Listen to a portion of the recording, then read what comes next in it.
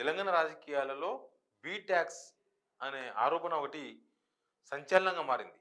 అసలు be tax ఏంది? Be ట్యాక్స్‌ను ఏ మంత్రి వసూలు చేస్తున్నారు? ఎందుకు బీజేపీ ఎల్పీ నేత మహేశ్వర్ రెడ్డి, ఎమ్మెల్యే మహేశ్వర్ రెడ్డి ఆరోపణ చేసిననేది చాలా కీలకంగా మారింది.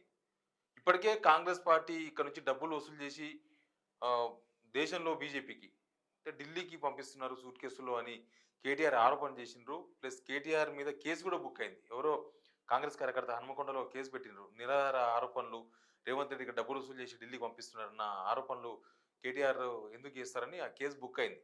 దాని తర్వాత నెక్స్ట్ ఈ మహేశ్వర్ రెడ్డి మాట్లాడిండ్రు. మహేశ్వర్ రెడ్డి మాటలేంది? ఇక్కడ నుంచి ఒక మంత్రి బీ ట్యాక్స్ వసూలు చేస్తున్నారని. అంతకుముందు కేటీఆర్ చెప్పింది రాహుల్ గాంధీ ట్యాక్స్ వసూలు చేస్తున్నారు ఇక్కడని. రాహుల్ గాంధీ పేరుతో ఇక్కడ వ్యాపారస్తులు, రియల్ ఎస్టేట్ చేసేవాళ్ళు, ప్లస్ పెద్ద పెద్ద కంపెనీలు, బిల్డర్సు, తర్వాత ఈ రియల్ ఎస్టేట్‌లో ఇంకా పెద్ద పెద్ద టైకూన్స్ దగ్గర ఇట్లాంటి వాళ్ళ దగ్గర డబ్బులు వసూలు చేసి ఎలక్షన్స్ కోసం 2500 కోట్లు ఇక్కడ నుంచి పంపించిండ్రు ఆల్రెడీ అని కేటీఆర్ చేసిన ఆరోపణ. కానీ ఇప్పుడు మహేశ్వర్ రెడ్డి చేసిన ఆరోపణ అంతకన్నా చాలా పెద్ద ఆరోపణ. బీ ట్యాక్స్ వసూలు చేస్తున్నారు. బీ ట్యాక్స్ అంటే బి అనే పేరుతో వచ్చే ఒక మంత్రి అని దానికి అర్థం. ఎందుకంటే రాహుల్ గాంధీది ఆర్ ట్యాక్స్ అని ఎట్లా అన్నారో ఇక్కడ బీ ట్యాక్స్ అని పిలుస్తున్నారు వాళ్ళు. బీ ట్యాక్స్ అంటే బి పేరుతో వచ్చే మంత్రి ఎవరు అని మొత్తం ఉన్న మంత్రులు అందరి పేర్లు చూస్తే వాళ్ళ ఇంటి పేరు లేకపోతే వాళ్ళ మనిషి పేరును చూస్తే బట్టి విక్రమార్క ఒకరు కనిపిస్తున్నారు. బట్టి విక్రమార్క 6-9% 6-9% కాంట్రాక్టర్ దగ్గర నుంచి డబ్బులు వసూలు చేస్తున్నారా? ఒక కాంట్రాక్టర్ తనకు చెప్పినట్లుగా మహేశ్వర్ రెడ్డి చెప్పిండు. తనకు కాంట్రాక్ట్ చెప్పిండంటే అందులో నిజం ఉంది అని చెప్పే ప్రయత్నం చేసిండు. పోనీ బి అంటే బట్టి విక్రమార్కనా అంటే ఆయన కాదు అని చెప్పారు మళ్ళీ. ఎందుకు చెప్పిండ్రంటే ఆయన దళిత నేత కాబట్టి ఆయన మీద డైరెక్ట్‌గా ఆరోపణలు చేయొద్దన్న ఉద్దేశంతో బహుశా చెప్పిండేమో అని ఒక చర్చ జరుగుతుంది.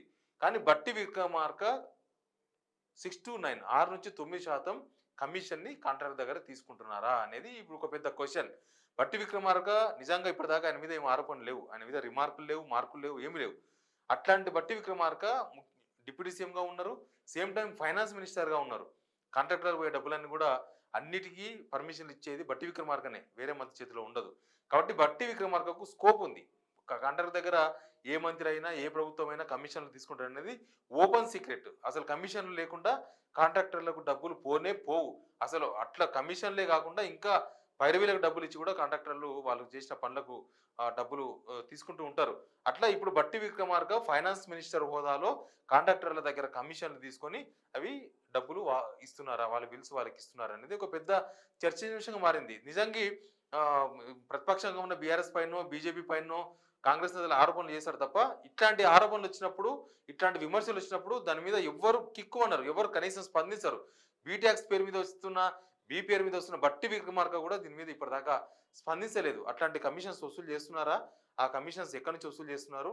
ఏ కాంట్రాక్టర్ మహేశ్వర్ రెడ్డికి ఇప్పిండు? ఇట్లాంటివన్నీ కూడా చాలా ఇంపార్టెంట్ ఇష్యూ. ఎందుకంటే మొత్తం ఇక్కడ రాజకీయంలో ఇక్కడ ఎలక్షన్ నడిచిందే మొత్తం కమిషన్ బేస్డ్. కమిషన్ల మీద నడిచింది ఎలక్షన్ అంతా కూడా. కాళేశ్వరం ప్రాజెక్ట్‌లో ఇంత కమిషన్ తీసుకున్నారని, ఇంకో ప్రాజెక్ట్‌లో మిషన్ భగీరథలో ఇంత కమిషన్ వసూలు చేసిండ్రని, అసలు కమిషన్ల కోసమే ప్రాజెక్టులు కట్టిండ్రని, ఇదంతా ఒక పెద్ద చర్చ. ఎలక్షన్స్ ముందు ఎలక్షన్ ఎజెండాగా మారింది. ఈ మొత్తం కాళేశ్వరం ప్రాజెక్ట్ 1,00,00,000 దోచుకున్నారంటే దాంట్లో కమిషన్లే 1,00,00,000 అన్నట్టుగా చెప్పిండ్రు. కాబట్టి ఈ ఈ కమిషన్ల వ్యవహారం అనేది ఒకటి తేలాల్సి ఉంటది. ఒకటి రైతు బంధు ఇవ్వాల్సిన డబ్బులు గవర్నమెంట్ వచ్చిన కొత్తలో డిసెంబర్ 3న గవర్నమెంట్ వస్తే అప్పుడు రైతు బంధు కోసం ఉంచిన 7,000 కోట్ల రూపాయలు ఎక్కడ పోయినాయి? 7,000 కోట్ల రూపాయలు కొంతమంది కాంట్రాక్టర్లకు డబ్బులు ఇచ్చిండ్రు. అప్పటి నుంచి రైతు బంధుకు డబ్బులు లేకుండా పోయినాయి అనేది ఒక ప్రధానమైన ఆరోపణ. దాన్ని కూడా ఇప్పటిదాకా కాంగ్రెస్ ప్రభుత్వంలో ఎవరు రెస్పాండ్ కాలేదు. ఎవరికి ఇచ్చిండ్రు అప్పుడున్న రైతు బంధు పైసలంటే పొంగులేటి శ్రీనివాస్ రెడ్డికి ఇచ్చిండ్రు. మంత్రి ఆయన కాంట్రాక్టర్ అంతకుముందు బీఆర్ఎస్ ప్రభుత్వంలో కాంట్రాక్టర్‌గా పనిచేసిండ్రు. అప్పుడు డబ్బులు రాలేదు. దాదాపు 2,000 కోట్ల రూపాయలు ఆయనకు పోయినాయి అనేది ఒక ఆరోపణ. ఇవన్నీ కూడా ప్రతిపక్ష పార్టీలకు సంబంధించిన నేతలు చేసిన ఆరోపణలే.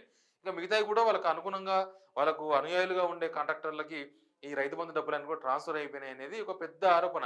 లేకపోతే రైతు బంధు డబ్బులు ఎక్కడ ఉన్నాయో చెప్పండని క్వెషన్స్ రైజ్ అయినాయి. కానీ ప్రభుత్వం నుంచి ఆన్సర్ రాలేదు. ఇప్పుడైతే బీ ట్యాక్స్ పేరుతో వసూలు చేస్తున్న ఆ మంత్రి ఎవరో తేల్చాల్సిన బాధ్యత ప్రభుత్వం పైనే ఉంది. ప్రభుత్వం వాళ్ళదే కాబట్టి ఆ ట్యాక్సులేంది, అసలు ఆ కాంట్రాక్టర్ దగ్గర డబ్బులు వసూలు చేస్తున్నారా అనేది చాలా ఇంపార్టెంట్. కర్ణాటకలో మొత్తం అక్కడ బీజేపీ ప్రభుత్వం పడిపోనుక కారణం జస్ట్ కమిషన్, పర్సెంటేజ్ కమిషన్ తీసుకున్నారని. 35-40% పర్సెంటేజ్ కమిషన్లు తీసుకున్నారని అక్కడ ఎవరో ఒక కాంట్రాక్టర్ ఆరోపణ చేస్తే దానిపైన ప్రజలు ఒక ఎజెండాగా తీసుకొని ఎలక్షన్స్లో బీజేపీని ఓడించి కాంగ్రెస్ని గెలిపించారు. ఇక్కడ కూడా సేమ్ కమిషన్లు అనే ఎజెండా పైన ఎలక్షన్ నడిచింది. అట్లాంటి కమిషన్ ఎజెండా ఇప్పుడు వచ్చిన గవర్నమెంట్ కూడా మళ్ళీ కమిషన్ల దారిలో వెళ్తుందనేది ప్రధానంగా మహేశ్వర్ రెడ్డి చేసిన ఆరోపణ.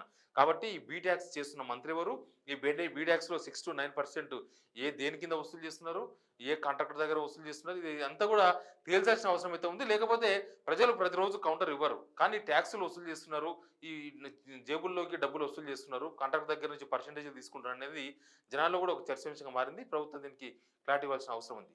Please subscribe signal TV.